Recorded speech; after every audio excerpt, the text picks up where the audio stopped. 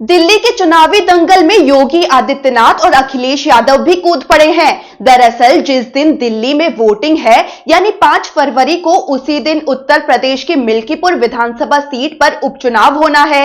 ऐसे में योगी दिल्ली के चुनाव को ज्यादा गंभीरता से लेते नजर आ रहे हैं। 23 जनवरी से वो दिल्ली चुनाव कैंपेन का हिस्सा बन जाएंगे। दिल्ली में योगी 14 चुनावी रैलियां और सार्वजनिक सभाएं करने वाले हैं। वहीं दूसरी तरफ अखिलेश यादव भी दिल्ली चुनाव में दिलचस्पी लेते नजर आ रहे हैं। दिल्ली चुनाव में सीधे तौर पर तो वो मैदान में नहीं उतर रहे हैं, लेकिन अपने दो दोस्तों के बीच एक दोस्त के लिए चट्टान की तरह खड़े हो गए हैं। जहां एक तरफ उत्तर प्रदेश के मिल्कीपुर उपचुनाव में कांग्रेस ने समाजवादी पार्टी को समर्थन दिया है, तो दूसरी तरफ दिल्ली चुनाव में अखिलेश यादव ने कांग्रेस का साथ ना देकर केजरीवाल को अपना समर्थन दिया है। इस पर केजरीवाल ने सोशल मीडिया पर लिखकर अखिलेश यादव को शुक्रिया भी कहा। अखिलेश यादव ने केजरीवाल का समर्थन करने पर यह कहा कि दिल्ली में बीजेपी को आम आदमी पार्टी ही हरा पाएगी। ऐसे में जो बीजेपी को हराएगा, समाजवादी पार्टी उसके साथ है। अखिलेश ने यह भी साफ कहा कि दिल्ली में कांग्रेस के पास मजबूत संगठन नहीं है।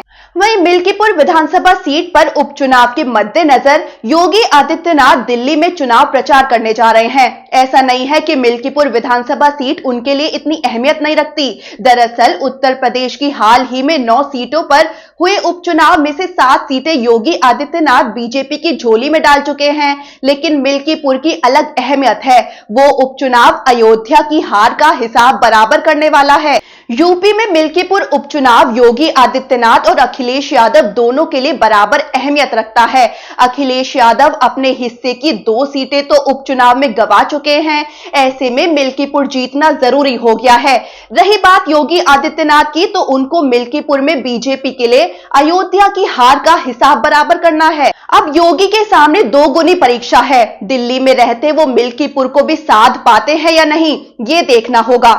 वहीं योगी आदित्यनाथ वैसे तो पूरे देश में अपनी हिंदुत्व की राजनीति वाली लाइन पर बीजेपी के लिए चुनाव प्रचार करते रहे हैं, लेकिन दिल्ली में रहने वाले पूर्वांचल के वोटर के बीच बीजेपी उनका इस्तेमाल करना चाहती है। दिल्ली चुनाव में इस बार अखिलेश यादव ने भी पूर्वांचल के लोगों के वोट के लिए ही अरविंद केजरीवाल का सपोर्ट किया है।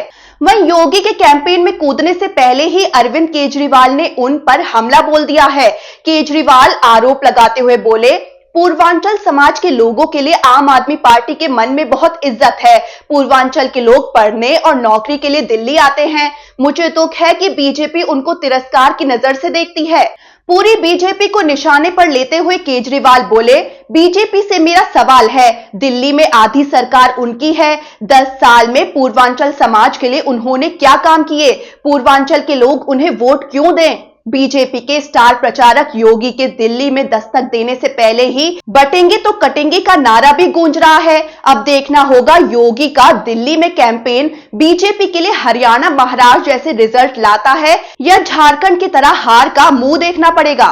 और साथ ही मिल्कीपुर उपचुनाव में वो अयोध्या की हार का बदला ले पाएंगे या नहीं, अब ये तो 8 फरवरी को दोनों चुनावों के रिजल्ट आने पर पता चल पाएगा।